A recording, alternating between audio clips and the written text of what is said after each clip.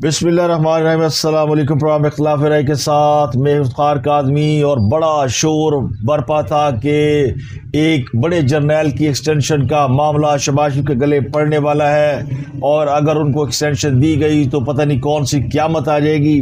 کچھ اس قسم کے ویلاگز، کچھ اس قسم کی خبریں آپ نے دیکھی سنی ہوں گی۔ آج شہباز شریف نے اس مسئلے کو حل کر دیا ہے اور اس 4 اسٹار جرنیل کو ایکسٹینشن دے دی ہے۔ تو یہ ایکسٹینشن کنہیں دی گئی ہے اور اس کا آگے چل کر کیا اس کے اثرات ہوں گے، اس پر بات کریں گے۔ لیکن پی ٹی آئی کے اہم رہنما شیر افضل مرور نے ایک اور خود کش حملہ کر دیا ہے پی ٹی آئی کے اوپر، اور پی ٹی آئی کے لوگوں نے نکل رہی ہیں چیخیں، اور چیخیں پی ٹی آئی کے لوگوں نے پاکستان کے عوام کی بھی نکلوا دی ہیں، اور سانحہ میر علی پر ایک بار پھر شہداء کے حوالے سے تنقید کر کے پی ٹی آئی جو ہے وہ عذاب میں آ گئی ہے، ان کے خلاف کارروائی شروع ہو گئی ہے۔ فوج شدید ناراض ہے کہ پی ٹی آئی نے ایک بار پھر شہداء پر سیاست شروع کر دیا، اور گندی سیاست شروع کی ہے۔ اس بات کے باوجود کہ سوشل میڈیا کا سب سے اہم جو ٹول ہے ایکس، جو کہ ٹویٹر کہلاتا ہے، وہ عام افراد کی دسترس میں نہیں ہے، اس پر پابندی ہے۔ اس کے باوجود سوشل میڈیا پر فوج کے شہداء کے حوالے سے جو کمپینیں کی جا رہی ہیں وہ بہت ہی خطرناک ہیں، اور اس کو کیوں پاکستانی حکومت نہیں روک پا رہی، اس کے اوپر پی ٹی آئی کیوں پابندی نہیں لگا پا رہی، اور کون لوگ ہیں جو کہ یہ سارے معاملات کو دیکھ رہے ہیں۔ اس کے علاوہ ایک بڑی خبر ہے، وہ ہے وزیر اعلیٰ کے پی کے حوالے سے کہ انہوں نے 5300 کنال زمین بیچ دی ہے، یعنی جیڑا پنو لال ہے۔ اس پر بات کریں گے۔ اور مریم نواز جو ہے وہ بازی لے گئی ہیں۔ وزیر اعلیٰ پنجاب نے ایک ایسا کام کیا ہے جو کہ ان کے مخالفین کو بھی تعریف کرنے پہ مجبور کر رہا ہے۔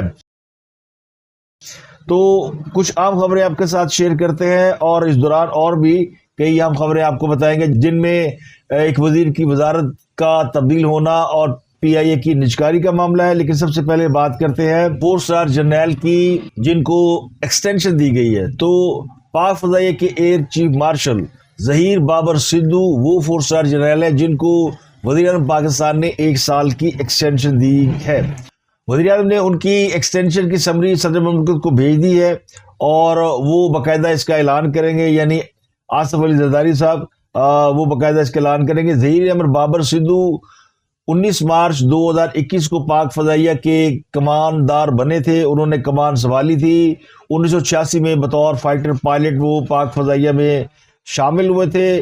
مسلم لیگ نون کی جو ماضی کی پالیسی رہی ہے وہ کسی بھی جرنیل کو ایکسٹینشن نہ دینا ہے، لیکن جنرل باجوہ کو 3 سال کی ایکسٹینشن دے کر مسلم لیگ نون نے اپنی یہ روایت توڑ دی تھی، اور باوجود اس کے کہ اس کی بہت ساری توجیحات دی گئیں، لوگوں نے اس بات کو پسند نہیں کیا کہ مسلم لیگ نون نے اپنی پالیسی سے ڈیویٹ کیا، اور اس وقت یہ کہا جا رہا تھا کہ مجبوری تھی جنرل باجوہ کو ایکسٹینشن دینا۔ لیکن اب ظہیر بابر سدھو کی ایکسٹینشن پر مسلم لیگ نون کے پاس اپنے دفاع کے لیے شاید کچھ کہنے کو نہ رہے کہ ظہیر احمد بابر سدھو کے بھائی عباس سدھو، انہوں نے گجرات کے NA 65 سے الیکشن لڑا ہے، اور یہ ایئر چیف کے بھائی تھے، ان کو کامیابی ملی ہے، یہ جیت گئے ہیں اپنے مخالف کے خلاف الیکشن میں، لیکن ان کے اوپر بھی وہی الزام ہے جو کہ باقی دیگر جیتنے والوں پر لگایا جاتا ہے۔ تو کیا ان کے بھائی کے MNA ہونے کی وجہ سے ان کو ایکسٹینشن دی گئی ہے؟ تو یہ بات درست نہیں ہے۔ اس سے پہلے بھی ان کی ایکسٹینشن کے حوالے سے بات جاری تھی۔ جو ذرائع ہیں وہ کہتے ہیں کہ عباس سدھو کو جو ٹکٹ ہے وہ شاید ایئر چیف کی سفارش پر دیا گیا ہو، یا ان کے ریکمنڈیشن پر دیا گیا ہو، یا ان کے ساتھ اچھے تعلقات کی وجہ سے دیا گیا ہو۔ ظہیر بابر سدھو پر کرپشن کا کوئی الزام نہیں ہے، نہ ہی ان کے حوالے سے کوئی کنٹروورسی اس سے پہلے کسی نے دیکھی یا سنی ہے۔ وہ ایک بڑے ہی اپرائٹ قسم کے آفیسر ہیں، اور فضائیہ میں ان کو ایکسٹینشن دینا، ویسے فضائیہ کے افسران کو یا سربراہان کو عموماً ایکسٹینشن نہیں دی جاتی، تو یہ ماضی میں کسی کو دی گئی ہوئی تو مجھے یاد نہیں ہے، لیکن یہ جو مجھے جہاں تک میری یادداشت ہے اس میں شاید یہ پہلے فضائیہ کے چیف ہیں جنہیں ایکسٹینشن دی گئی ہے۔ تو اس کی بنیادی وجہ شاید ان کے پولیٹیکل لنکس سمجھے جا رہے ہیں۔ تو جب ظہیر بابر سدھو کی ایکسٹینشن کی بات چل رہی تھی کچھ مہینے پہلے، کیونکہ انہیں 18 مارچ کو ریٹائر ہونا تھا، اور اس سے پہلے یہ خبریں دے کرتے تھے کہ ان کو شاید 1 سال کی ایکسٹینشن دی جائے. ان کی بات چل رہی تھی, فوج کے اندر بھی ان کی ریکمنڈیشن دی گئی. تو کہا یہ جا رہا تھا کہ ان کو اگر ایکسٹینشن دی گئی تو فضائیہ کے اندر بغاوت ہو جائے گی. اور ان کے حوالے سے ایک اور خبر جس کی بعد میں تصدیق نہیں ہو سکی, وہ خبر یہ تھی کہ فوج کے اندر بہت سے لوگ, یعنی فضائیہ کے اندر بہت سے لوگوں نے اس بات پر کہ انہیں ایکسٹینشن دی جا رہی ہے, بغاوت کا اظہار کیا, اور بہت سے لوگوں کو گرفتار کیا گیا اور ان کے کورٹ مارشل بھی ہوئے. اب اس خبر کی کوئی اتھینٹسٹی نہیں ہے, لیکن یہ خبر سوشل میڈیا پر گردش کی گئی کہ فضائیہ میں شاید کوئی بغاوت قسم کی صورتحال پائی جاتی ہے, جبکہ ایسا بالکل نہیں تھا. یہ سارا پروپیگنڈا ان کو ایکسٹینشن دینے سے روکنے کا یا ان کی ریپوٹیشن خراب کرنے کا تھا. تو یہ چیپٹر خیر کلوز ہو گیا. تو فوج کے حوالے سے دوسری خبر یہ کہ ایک بار پھر جو پاک فوج کے شہداء ہیں ان کا سوشل میڈیا پر مذاق اڑانے, تمسخر اڑانے اور یہ کہنے کے لیے کہ یہ فوج ہماری نہیں ہے, فوج شدید ناراض ہے. بعض جو ٹرولرز ہیں جن کا تعلق پی ٹی آئی سے بیان کیا جاتا ہے, ان میں غیر ملکی بھی ہو سکتے ہیں, ان میں پاکستان کے لوگ بھی ہو سکتے ہیں, ایک بڑی کمپین جو ہے ان کے خلاف چلائی جا رہی ہے. وہ اس کو کاؤنٹر کر رہے ہیں, جو سوشل میڈیا پہ والنٹیئرز ہیں وہ اس کو کاؤنٹر بھی کر رہے ہیں, لیکن یہ جو تحریک انصاف کے یا اس سے وابستہ لوگ ہیں یا ان کی آڑ میں جو لوگ فوج کے اوپر تنقید کرتے ہیں, وہ مجھے لگتا ہے در حقیقت فوج کو پرووک کرتے ہیں تاکہ وہ پی ٹی آئی کے خلاف کوئی کارروائی کرے. اور پی ٹی آئی کا تو وتیرہ یہ رہا کہ آ بیل مجھے مار. اس سے پہلے بھی انہوں نے چونکہ ایک ٹریک ریکارڈ بھی ہے, جو کور کمانڈر کوئٹہ کا ایک سانحہ ہوا تھا اور اس میں ان کی شہادت ہو گئی تھی جنرل ستار کی, اس کے حوالے سے بہت کنٹروورسیز کریٹ کی تھی, اور انہیں کہا جا رہا تھا کہ یہ آرمی چیف بننے والے تھے اور ان کو ایک یعنی فالس فلیگ آپریشن میں ان کی شہادت جو ہے وہ ہو گئی ہے. تو وہ بھی ایک جھوٹا پروپیگنڈا تھا. اس وقت بھی پاک فوج کی شہادتوں کا مذاق اڑایا گیا اور اسے فوج کے اندر جو ہے وہ ایک بغاوت سے تعبیر کیا گیا. اب بھی فوج کے حوالے سے بہت ہی بیہودہ قسم کی گفتگو کی جا رہی ہے. کل ہی آپ نے دیکھا پی ٹی آئی نے امریکہ میں مظاہرہ کیا آئی ایم ایف کے دفتر کے باہر, وہاں بھی پاک فوج کے خلاف نعرے لگائے, اور وہاں تو انہوں نے باقاعدہ وہ جو ٹرک ہیں وہاں بھرا کے انہوں نے فوج کے خلاف جو ہے وہ ڈاکومنٹری چلائی, اور آرمی چیف کے بارے میں یہ سلوگن چلائے کہ یہ ہمارے یعنی لیگل آرمی چیف نہیں ہے. تو اس قسم کی جب حرکتیں ہوتی ہیں سوشل میڈیا پر فوج کے خلاف تو نیچرلی جو ہے دھیان پی ٹی آئی کی طرف جاتا ہے. اب ایک بار پھر فوج کی طرف سے اس عزم کا اظہار کیا گیا ہے کہ جنہوں نے فوج کا تمسخر اڑایا, مذاق اڑایا, ان کے خلاف کارروائی کی جائے گی. سوال تو اٹھتا ہے نا کہ جنہوں نے 9 مئی کو فوج کے عمارتوں پہ حملہ کیا ان کے خلاف اب تک کیا ہوا. تو ابھی تک ہم نے تو نہیں دیکھا کہ ایسے لوگ جنہوں نے فوج کے اوپر اٹیک کیا ہو, ان کا مذاق اڑایا ہو, ان کے خلاف کوئی سخت کارروائی کی ہو.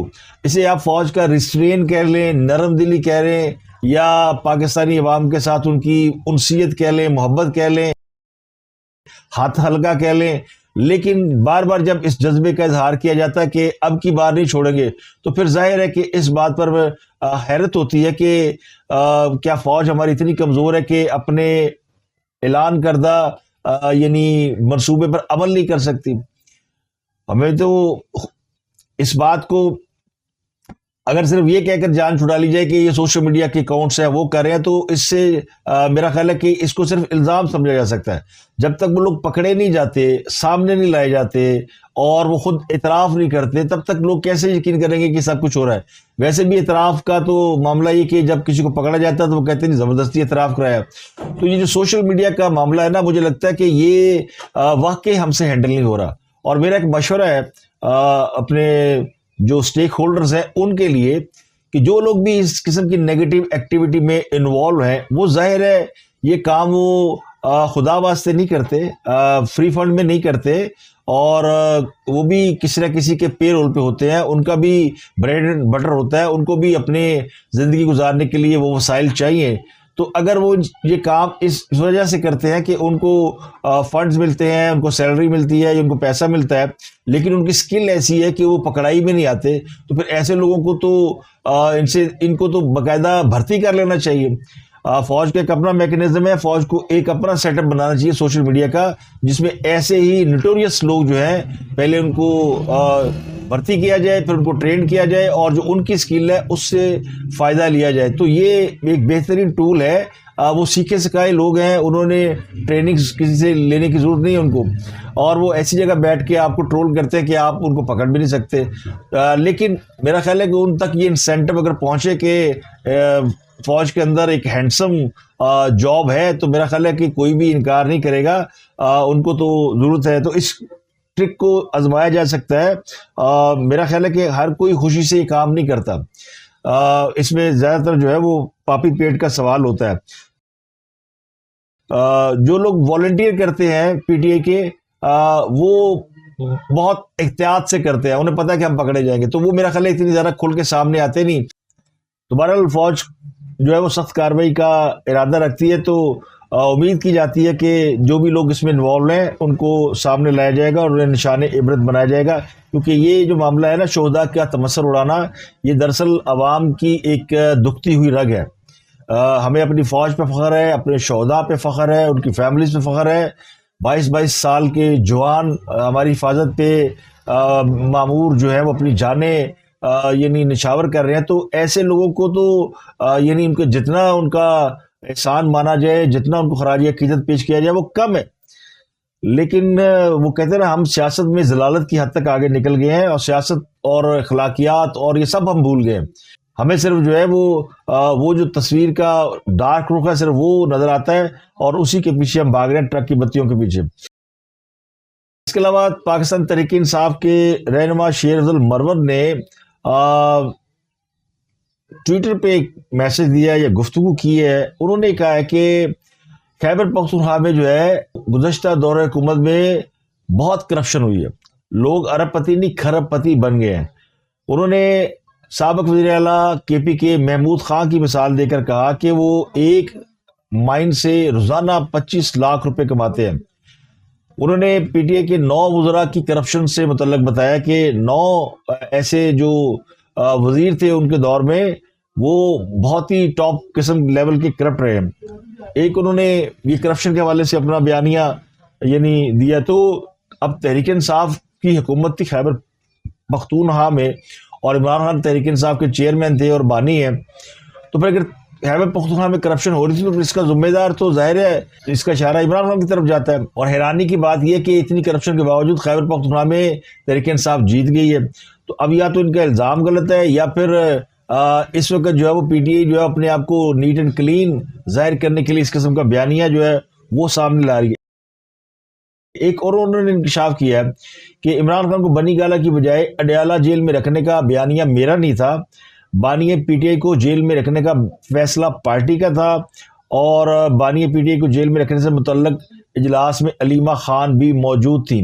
انہیں اگر بنی گالہ لے جاتے تو وہاں جنگل ہے تو وہاں پہ قتل ہو جاتے. تو یہ میں نے آپ کو بتایا تھا کہ یہ شیر افضل مروت دراصل علیمہ خان کا پنٹر ہے، یہ ان کے ہی گروپ میں شامل ہے، اور جو علیمہ کہتی ہیں یہ وہ کرتا ہے. اور یہ وہ لوگ ہیں جو علیمہ خان کو پارٹی کا چیئرمین بنانے کے یا چیئر پرسن بنانے کے لیے تگ و دو کر رہے ہیں. اور علیمہ خان ہی نے اس بات کی مخالفت کی تھی کہ انہیں بنی گالہ نہ لے جایا جائے. اس کی وجہ وہاں پہ جنگل کا ہونا یا جنگل میں شیر کا ہونا نہیں، بلکہ وہاں پہ شیر کی خالہ رہتی ہے، بشرا بی بی وہاں پہ مقیم ہے. تو علیمہ خان ہی چاہتی تھی کہ عمران خان دوبارہ جو ہے وہ بنی گالہ میں اپنی اہلیہ کی قربت میں رہے جو کہ خود سزا کاٹ رہی ہیں. تو یہ سیاست جو ہے دیکھیں کتنی سنگ دل اور بے رحم ہوتی ہے کہ وہ بھائی اڈیالہ جیل ہوتی ہے، اور جبکہ گھر اگر سب جیل ہوتا ہے تو وہ ایک لگزریس جیل ہوتی ہے، لیکن وہ نہیں چاہتی کہ وہ اپنی بیوی کے ساتھ وہاں پہ جا کے رہے.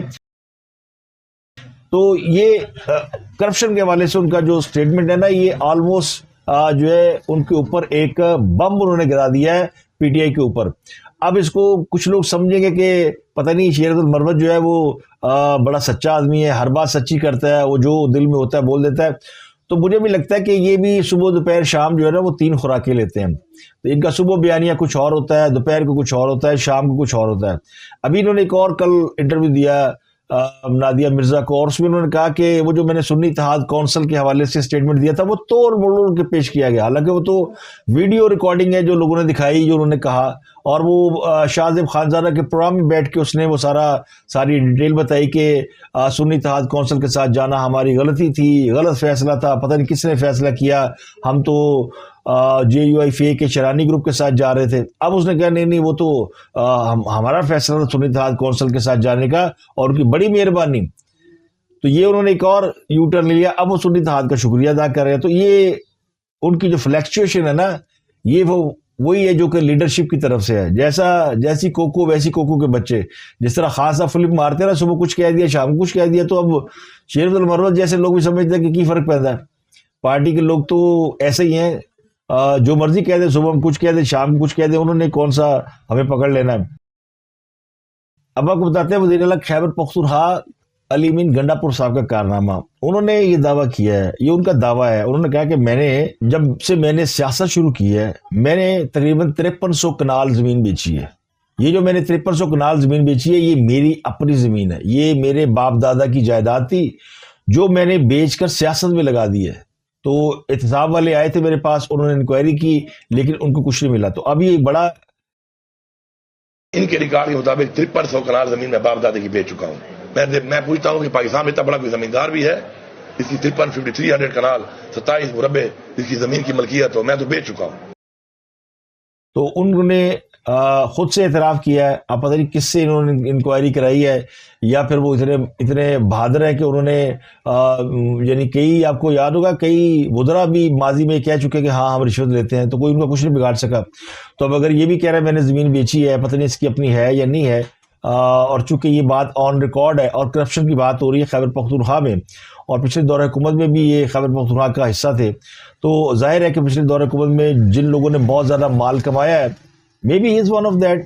اور ان کے حوالے سے تو یہ بھی کہا جا رہا ہے کہ انہوں نے جو وزارتیں ابھی دی ہیں اپنے لوگوں کو، وہ بیچی ہیں انہوں نے۔ ایک اور بات سے تقویت ملتی ہے کہ انہوں نے جو اپنی سیٹ خالی کی ہے نیشنل اسمبلی کی، اس پہ انہوں نے اپنے بھائی کو الیکشن لڑانے کا فیصلہ کیا ہے۔ ان کے بھائی ہیں، اور وہ بھی انہی کی طرح لمبے بال اور داڑھی رکھی، اور دونوں وہ لینڈ لارڈ سٹائل ہے ان کا، اور ان کے حوالے سے بھی ہم نے دیکھا کہ وہ خاصی زبان دراز قسم کی ان کی بھی ویڈیوز ہم نے دیکھی ہیں، جس میں انہوں نے خاصی زبان درازی کی، اور پولیس والوں کو بھی کافی وہ برا کہتے پائے گئے۔ تو اب وہ ٹکٹ ان کو دے رہے ہیں۔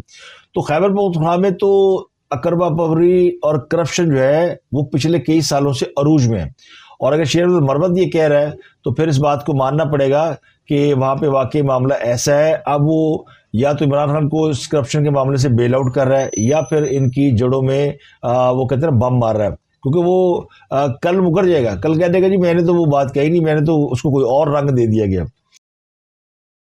اس کے علاوہ PTI کے سابق رہنما ملائکہ بخاری، انہوں نے کل ایک پوسٹ کی کہ ان کی بہن بیمار ہے آسٹریلیا میں، انہیں ملنے جانا ہے، وہ بیمار ہیں، اور لیکن چونکہ وہ PTI کی رہنما رہی ہیں تو ان کا نام نو فلائی لسٹ میں شامل ہے، ان کے باہر جانے پہ پابندی ہے۔